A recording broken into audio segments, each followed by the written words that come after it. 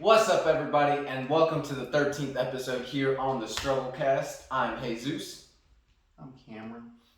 and welcome to the Strugglecast, where we talk about your struggles, our struggles, and everything in between.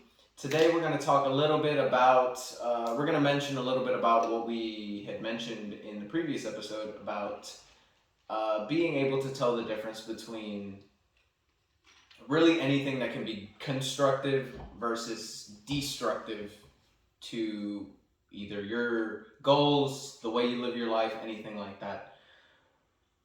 For the most part, we communicate with people on a daily basis, right?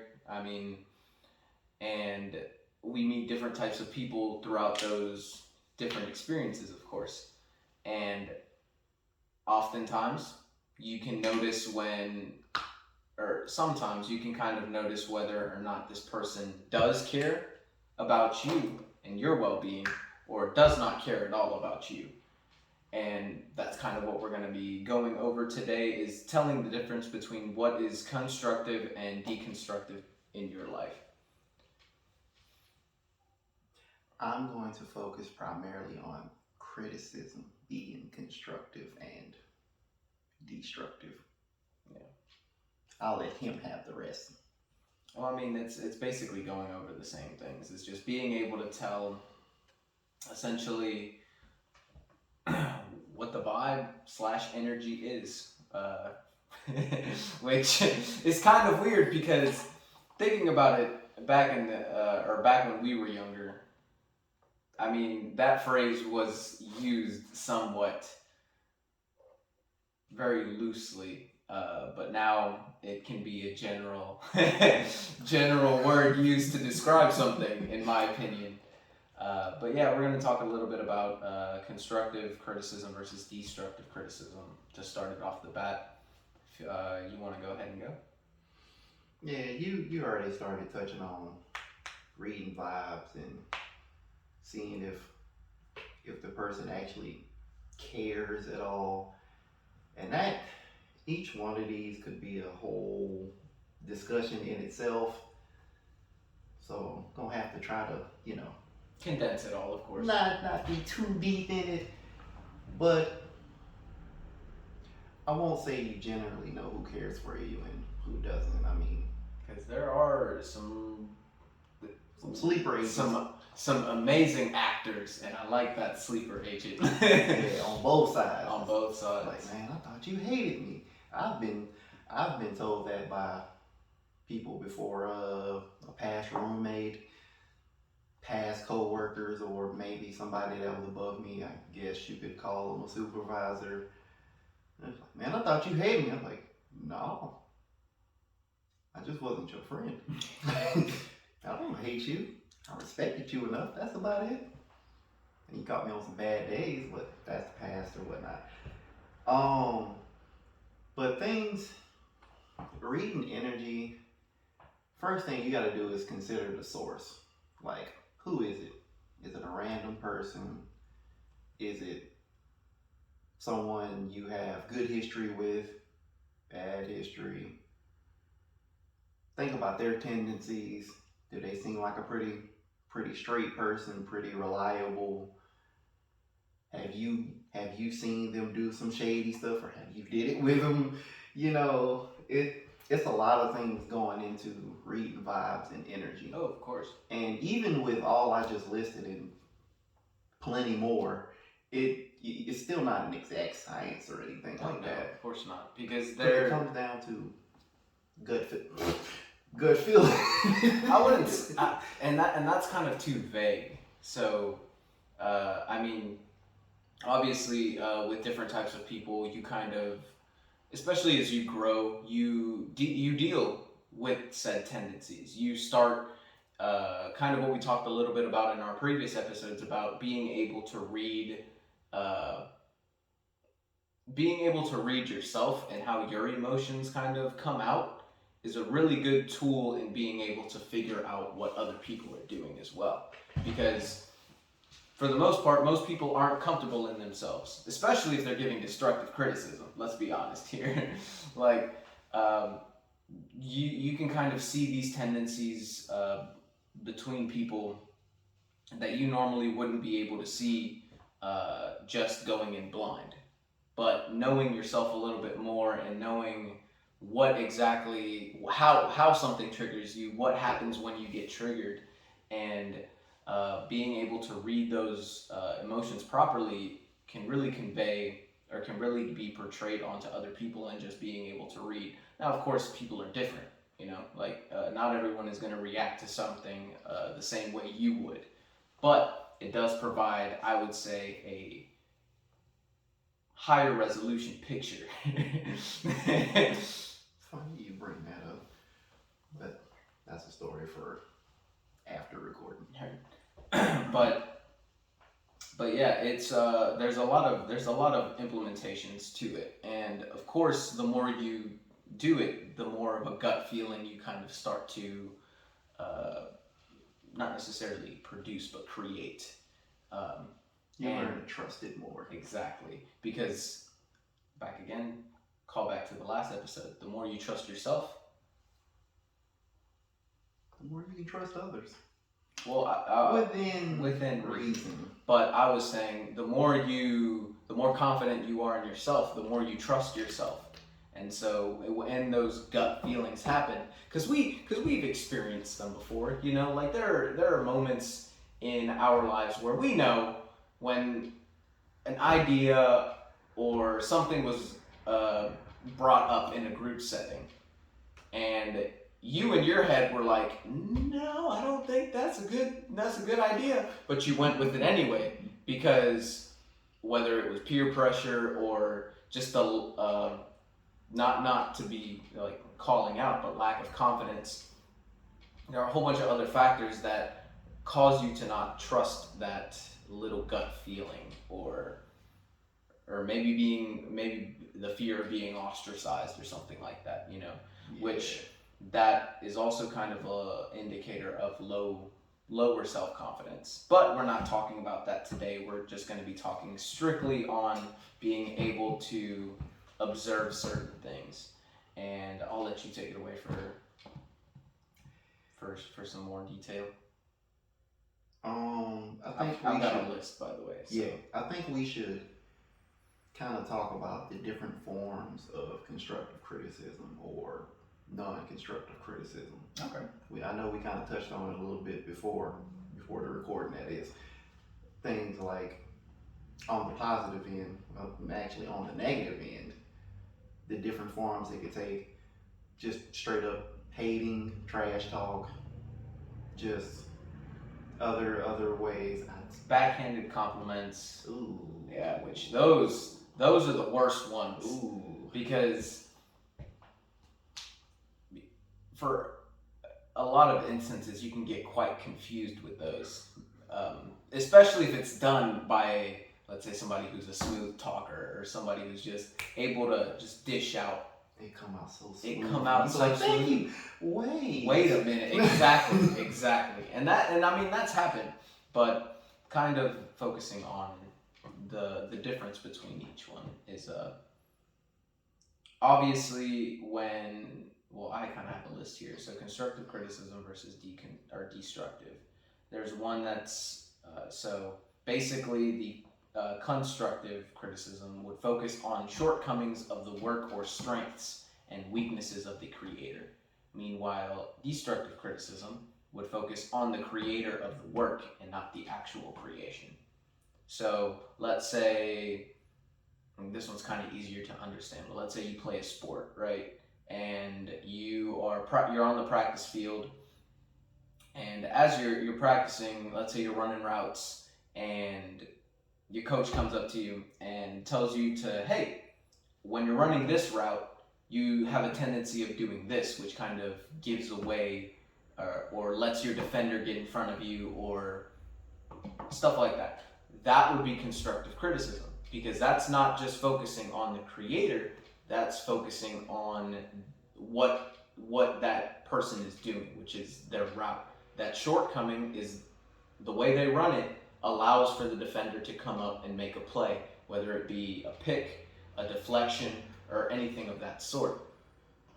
Destructive would be more or less like, oh wow, you suck, you can't run a route properly, just either berating or not necessarily providing feedback that would allow you to understand where your shortcoming is. I like that better. I, you probably saw it all on my face, but I was sitting there thinking about the way you distinguished the 2 Mm-hmm. at first, and I'm like, that doesn't sit quite right. But what is it? The feedback, the type of feedback it is. Exactly. Because you could still have constructive criticism, and it still be about the person. Like, let's just stick with the football. Let's switch to running backs. Okay. Kind of slow, guy's kind of slow, so he's a bruiser instead. Mm-hmm. So he, but he can't take contact. Coach is like, look, you got to have the heart for this. You ain't showing me the heart. Mm-hmm. He's talking about him, mm-hmm. but you kind of see where it's the shortcoming that's coming into play. It's yeah. not necessarily it's not him telling him that he sucks because he can't get past people. It's him telling him like, hey, you need to put a little bit more effort into this because yeah, you're not fast. You're not fast. You ain't juking people. You bruising people. Right. So the way you got to do it is put a little bit more oomph into it. Put a little bit more elbow grease. Right. So to speak. And I mean, yeah. And another one, offer suggestion and tips to improve. While destructive doesn't offer anything. Doesn't mm-hmm. offer any suggestions or any tips. They just tear down. And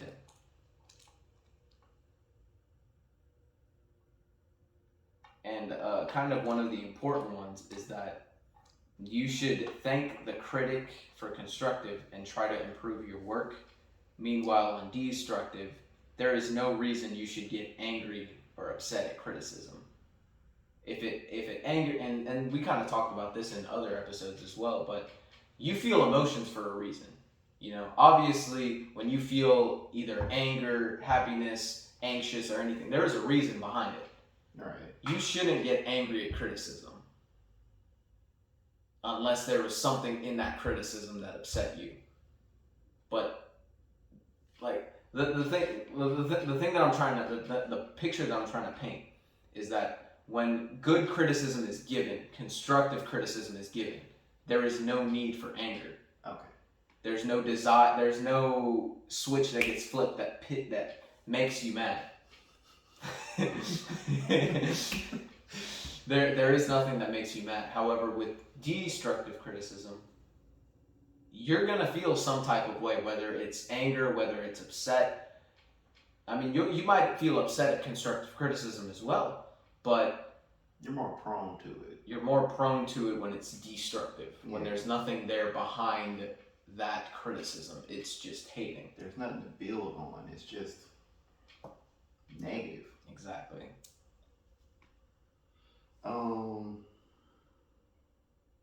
Was there anything else that you wanted to say before I? No, I mean you can go ahead. Slid over. You got it. With people that tend to throw negativity around. I ain't even gonna call it criticism no more. Just straight negativity. A lot of it, like we discussed before, a lot of it is projection. I was watching a good number of videos last night while I was dying in that game. And one thing I really heard, it was some dumb stuff. That channel that reacts to different videos playback. Yeah. One of the ones I was just letting it autoplay. I'd already seen it before. The dude was giving toxic advice for picking up women and all that. And I ain't gonna say what he said because that's just But I was like, yes. And they called it out too. It's like, man, that's a lot of projection right there. That's a lot of projection. Everybody ain't like that. You just walking around with a whole lot of guilt. And I say, yeah. But that's what it is a lot of times. Like, all those type people know It's negativity. That's all they know how to spread and spew. Oh, of course. Reminds me of another relationship thing, and then I'm gonna throw it back to you. Okay. Uh, it was another video. They were talking about relationship differences between men and women or whatnot. Well, in the black community, and it touched on. It was like there's been a lot of pain and a lot of strife in the black household. In the the most messed up situation. Obviously, it's not everybody. And she was talking about herself personally. She was like, so that's what I looked for in a relationship unconsciously. That's all I knew. But I was wondering why things never got better. Same thing. It's a cycle. I'm gonna let you have it though. And then I mean, yeah, like you said, projection. There is a lot of projection in destructive criticism, of course, and that's kind of why we mentioned the little, I would say, cues that you kind of, or tendencies that you kind of tend to notice with people, and those are a little bit more difficult to spot, I will say. Like a lot of what we've kind of talked about was internal, how constructive criticism should feel, how constructive criticism should be presented as versus destructive criticism. However, once you kind of start grasping what is being said to you and how you internalize that, then there is the ability of being able to read the people and the energy of those people, because, and obviously that goes with more practice, being able to handle constructive criticism and then having to deal with destructive criticism. It's a skill that kind of gets picked up the more you go along with it, and for a lot of people, it's difficult, like oftentimes we as people can't really take ourselves out of our own shoes, and that's where empathy comes from. And you kind of tend to realize the more empathy that is grown in you, you are more able to read different types of people, because you can, off of what they say, you're able to put yourself in that person's shoes and see that, hey, what they're saying really isn't about me. It's really about them. Like, perfect example. Y'all know that one dude that graduated from high school and still acts like he was in high school, and like he was captain of the basketball team, captain of the football team, or whatever, and he'll say, I could have gone pro, stuff like that.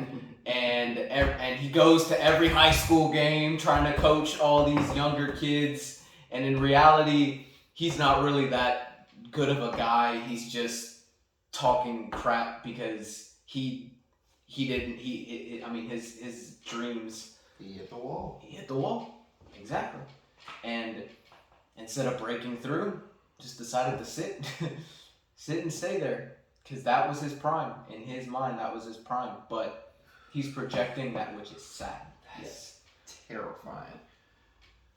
But that happens, and that's I would say one of the key factors is recognizing, I'm not saying go around judging people, that's not what we're here for. Like we want everyone to have some type of success. It doesn't matter if your success is money, if your success is happiness, if your success is having a family. It's all subjective to you, that you make your success. However, learning to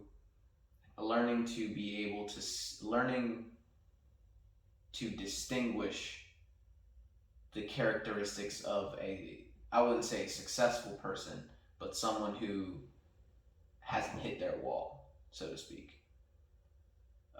And kind of one thing that it talks about here on this little thing is people who offer constructive criticism are normally experts in the field, while those who offer destructive criticism are those who are not really knowledgeable in that field. In using my previous example, dude was trying, the the high school prime dude, he's trying to teach you how to make it to the NFL when he didn't make it to the NFL his own. You know, like he's trying to impart knowledge onto these children or onto these young athletes when he never made it past high school. Yeah, I mean, there's a little gray area, but for the most part, I get what you're saying. I mean, yeah, and with everything in life, there is no black and white. You know, Yeah. there's a lot of gray area with a lot of things, but being able to distinguish when someone knows what they're talking about versus when somebody doesn't know what they're talking about is honestly the biggest key factor, because, and you can kind of tell. I'll say this. We've talked about a lot of internal things, and just real quick, we've talked about a lot of internal factors to help you kind of discern between the 2. Mm-hmm. We've talked about looking at past history and all that, Mm-hmm. and I guess this is still past history, but one. I would consider that external though, because that's not dealing with you. That's you putting yourself out of your internal bubble, Yeah, to look at other people's bubbles, I guess. We've talked about a lot of things that are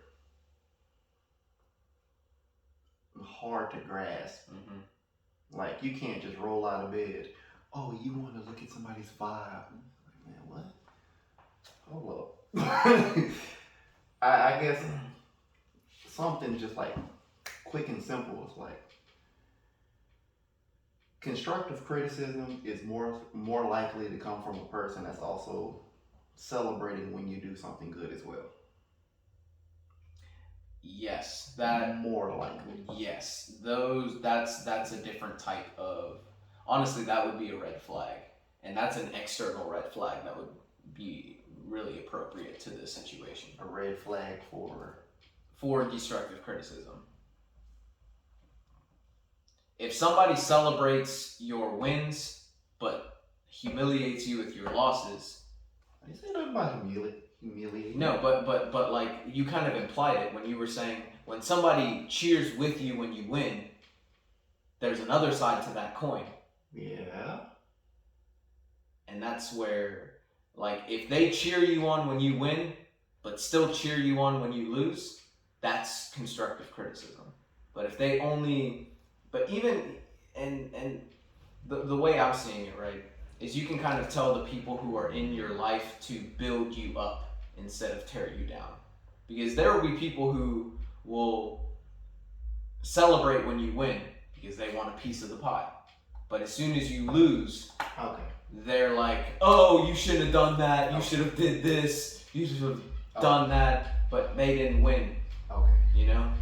Okay, we were thinking two different things. Two different types of people there. Yeah. That's why I was so like, wait, what? Like, I cheer for your wins. Yeah, no. You cheer for my wins, but you also would be there for me when I'm at losses, when I'm taking losses, when I'm taking L after L after L. Yeah, like we looked at two different sides of the same, two different sides of the losing part of it. Heard. That's why I'm like, wait, what? Okay, yeah, I got you. But did you want to keep that tangent going? No. No. Okay. No, I just wanted something. Well, and then I mean, we can kind of go over those external red flags. Like, obviously, somebody who cheers for you when you win, but kind of tears you down when you lose. Yeah. That's a really good pattern to kind of focus on. If they're consistently doing that, then they aren't there to build you up. They're there to kind of tear you down. And they're there for the ride. They're there for the ride. They're there for your wins that can become their wins. Having that, and we talk about this all the time. We need people to succeed. You need the right people. But you need the right people, and implementing this can kind of get you. And of course, cutting out negatives is not an easy thing. And you know what? We'll save that for late. We'll save that for the end. But yeah, another red flag. Can you think of anything? Red flags. red flag that just screams this person is not here to build you?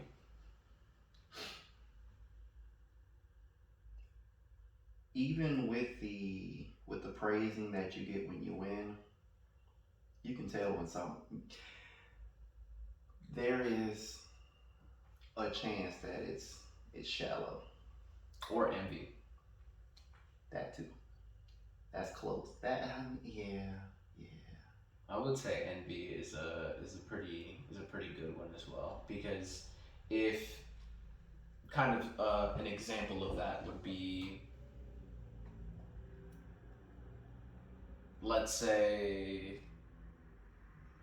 you got a promotion at work. Let's say you were competing with 3 other people to get this promotion at work. Yeah. And at the end of their interview process and all their, so to speak, requirements that need to be filled, they then pick you. And those other 3 people, one, completely proud of you. It's like, hey, congratulations, you deserve this. I look forward to working with you in the future. Perfect example of somebody who is proud and acceptant of the result. And they're the type of person that would look at what they have done and then build themselves up, and then basically constructive criticism themselves. That was weird sentence structure. My mind just went. Anyway, but then the next person is like, man, I'm glad you got it. Really sucks. I thought I would have had the position, but congratulations. That you can significantly tell the difference. You can see that the first person was like, you know what, congratulations, you deserve it. I'm happy for you. Hope to work with you in the future. Second person, you can tell they're not as confident in what happened, and they're it kind of speaks for itself, in my opinion. Yeah, I mean, like, they're not necessarily rooting against you, but man, that should have been me. Exactly. And that's the type of person. Kind of neutral, yeah. But then you have the last person. I've been waiting for this one. Then you have the last person that's like, oh man, I can't believe you got it. I can't believe you got the promotion. Good delivery. I thought I had it in the bag. Oh man, they screwed up. Exactly. They screwed up. Well, good luck on your job. Yeah. There's negativity on negativity on negativity on that example. Yeah. First they start off and it's like, you got it? They can't believe that you got it. They can't believe that they were passed up that opportunity and given it to you. That reminds me of that dude at Chick-fil-A. I ain't gonna say his name. You remember I told you I came in and I had whose keys did I have? I had Block's keys. Yeah, he was mad. I remember it. Oh my God. Didn't he say something like he was ready to quit? He was ready to quit, bro. He was ready to quit. I'm talking like he was like, man, I ain't gonna work here no more if they gave that man a promotion. Oh my God. But yeah, exactly. We've experienced that, That was hilarious. And I, it is what it is. And there's and you can kind of tell that with how certain things, how certain people's actions and certain people's mentals kind of come out. You just have to pay enough attention to see it. Yeah, even the best liars, they have signs that are just really hard to see. We ain't gonna talk about them right now. Yeah, but you can, if you pay attention to these, I wouldn't necessarily call them small, but pretty good indicators of somebody not necessarily being for you. Another example I'm gonna think of another example real quick. Another example could be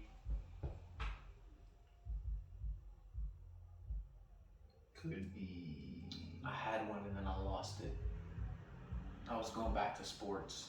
Are we still Kind of external red flags. okay?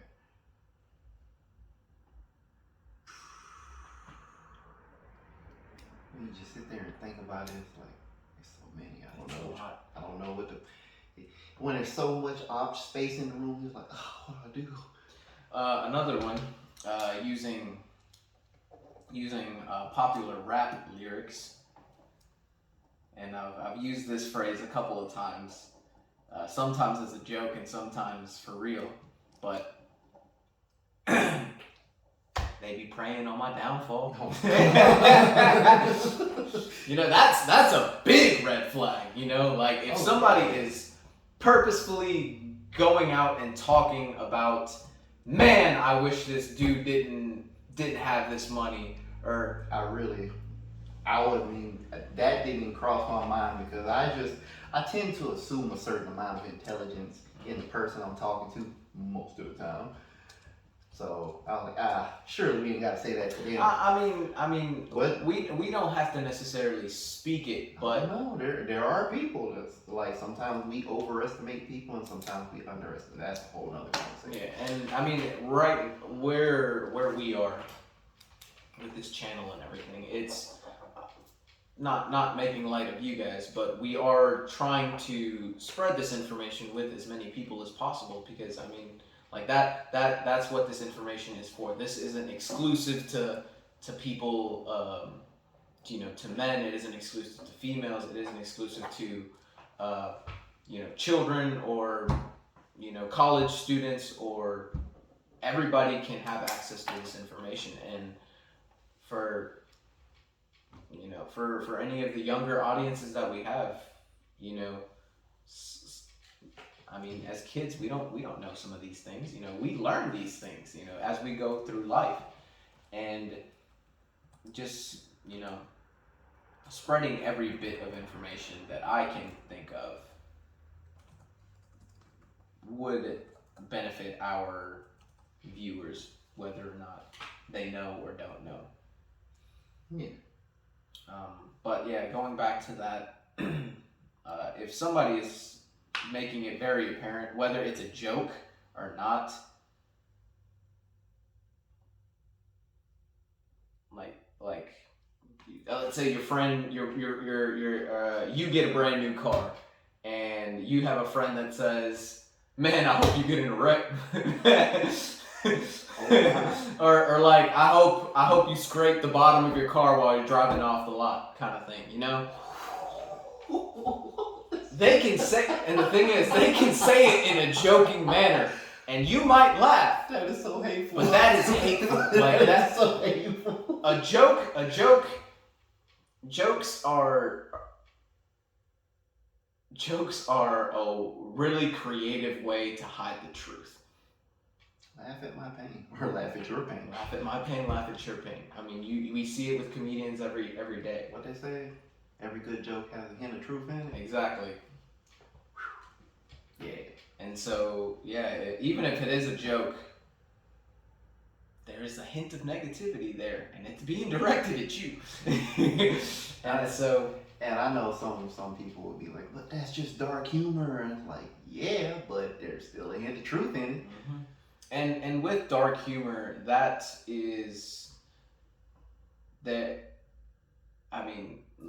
be honest here. Self-deprecating humor. Oof. I know you guys do it. We talked about this in the last episode about how negative self-talk makes you get in a negative place. It's the same thing, like there is a hint of truth behind it. Whether you say it or somebody else says it, that's their thought process in the situation. Yeah, like I'm not even mad at you if you want to use dark jokes or whatever, fine, so be it. But if that's the core of what you put out, that level of, it's like, what can you do for me except show me what I don't want to be? Basically. And let's see. Another one, which is a little bit more kind of hidden, is somebody giving you vague information about something. You know, like we see that with gatekeepers a lot. Exactly. Like Just the word. exactly. Like we see that a lot with gatekeepers. You know, instead of giving you, you know, like Hey, welcome. yeah, instead of like you know about that. Exactly. Like, let's say your friend goes to a really nice restaurant. The prices are great, food is amazing, all of that. And then when you ask them to go to the restaurant, they give you they give you all the information about it except the name and where to go. Like, oh yeah, it's a burger joint. It's got so many burgers, man. They got some curly fries. They got all this good stuff, man. They ice cream machine work. They got shakes up in there. Oh yeah, where is it? I don't know. I saw a skit, something. Oh, like it's that, downtown. where they were supposed to be given directions, and they were so vague. That's low key toxic. That low key, bro. That is toxic. I'm just talking about the way it was done in that skit. That's low key toxic. Until you get to like the third time you ask, it's like, all right, bro, stop it. Give me the answer. A, B, or C. It's not D. but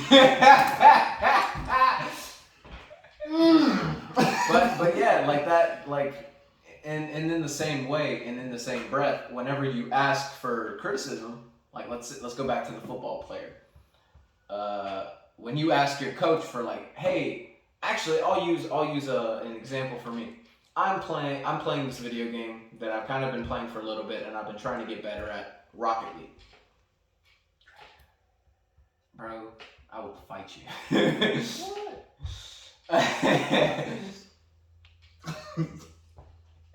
But anyway, I'm trying to get better at Rocket League, and when I first started, I played with some friends that were a lot better than me. I'm not gonna say how much better than me because I don't want to seem, you know,